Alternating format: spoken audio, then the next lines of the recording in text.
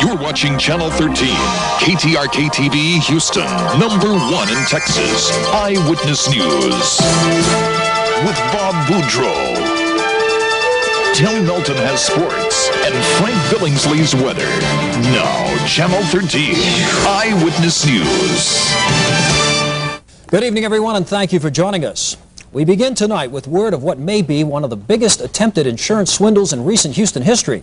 The apparent conspiracy to fake the death of a 30-year-old Houston man with criminal troubles and millions of dollars in life insurance. Tonight, Wayne Dolcefino with his 13 exclusive undercover investigation into a mystery with a potentially explosive political twist. Wayne? Yeah, that's right, Bob, because among the questions, what role did Houston mayoral candidate Sylvester Turner play in this tale of multi-million-dollar fraud? We've been investigating Turner's role in this attempted insurance swindle since we first heard about it on the day before the Thanksgiving holiday began. Our focus, what did Sylvester Turner know and when did he know it? In loving memory, the obituary read, it was June of 1986 and 30-year-old Sylvester Clyde Foster, a male model and beauty salon owner, had died in a freak accident. Two companions claim Foster had fallen off a sailboat and into the waters of the Gulf of Mexico 6 miles south of Galveston.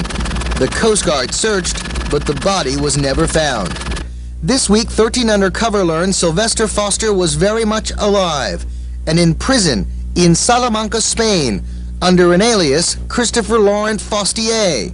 Fostier had been arrested after allegedly delivering 2 kilos of cocaine to a Spanish undercover agent. Dwight Thomas was said to be Foster's closest friend here in Houston. We asked him on Thanksgiving morning about Foster's miraculous return from the grave. Prison, Spain. Prison, Spain. Prison, Spain. Sylvester Clyde Foster.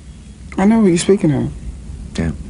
I know nothing about prison, Spain. You don't know that he's alive and he's in prison? No. We found Thomas at his home in Inwood Forest, a home he shares with mayoral candidate Sylvester Turner. It's the home Turner has been leasing inside the city limits since he announced plans to run for mayor. The candidate claimed the news about Foster was news to him too. That guy died more than 5 or 6 years ago. Well, he's not dead. As far as we all know. I mean, he went overboard. He's in Spain. Not as far as I know. Both Dwight Thomas and Sylvester Turner were deeply involved in the Sylvester Foster case and the attempt to get life insurance companies to pay off $6.5 million in the wake of the disappearance. But did they know it was all a hoax, a scheme to swindle millions? No, I wouldn't set myself up for something crazy like that. And Sylvester Turner didn't know? No, we never would have.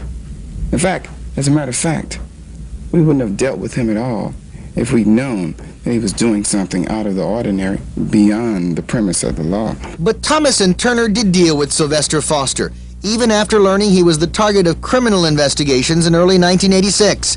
And they pursued the estate money even after significant evidence of a possible scam in Foster's death had already surfaced. Dwight Thomas introduced Foster to his friend attorney Sylvester Turner in early 1986, and in June of that year, Turner drew up a will for Foster. The timing interesting.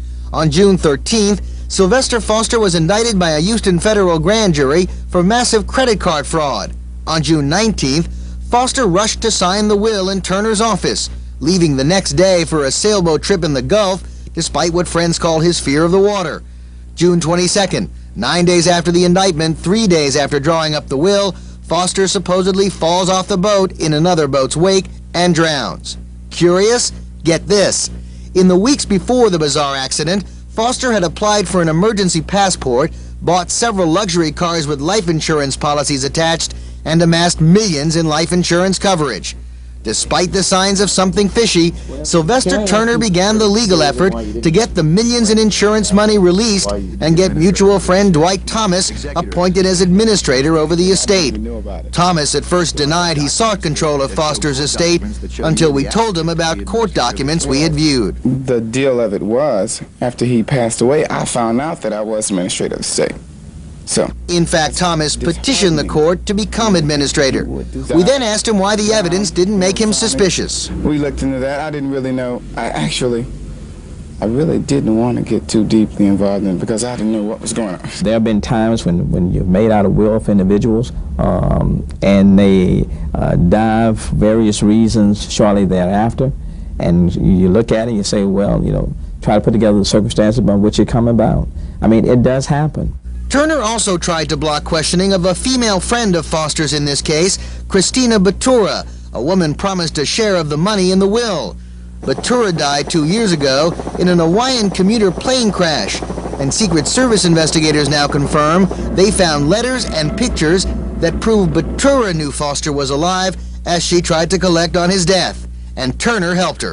And investigators say they have statements that Turner's close friend Dwight Thomas threatened at least one witness who had told authorities Foster was alive.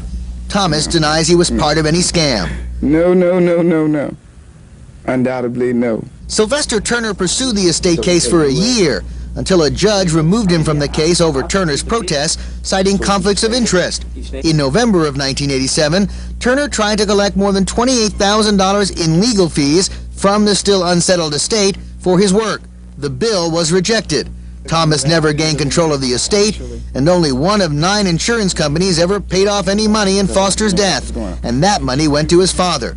The mayoral candidate questions the timing of the revelations and claims he too was a victim, not part of any conspiracy to conceal Foster's European getaway. Sylvester Turner is the one that's been left with the bill. But if that's true, then Sylvester Turner was duped by overwhelming evidence and at least 2 legal clients with close ties to one of his closest friends. You told me the man is alive. The man will come back here and be dealt with, if that's the case. If in fact he is, then he ought to be dealt with in the severest of terms. You feel used by him? Yeah. Sylvester Turner claims he fully cooperated with all the investigations into Foster's disappearance, but at least 3 investigators very close to this case tell us that's simply not true. And Bob will continue to pursue the full story both here at home and in Spain. Is Foster coming back? The United States government is trying to extradite him back to Spain, and we have been trying through the U.S. Embassy in Madrid to get contact with him.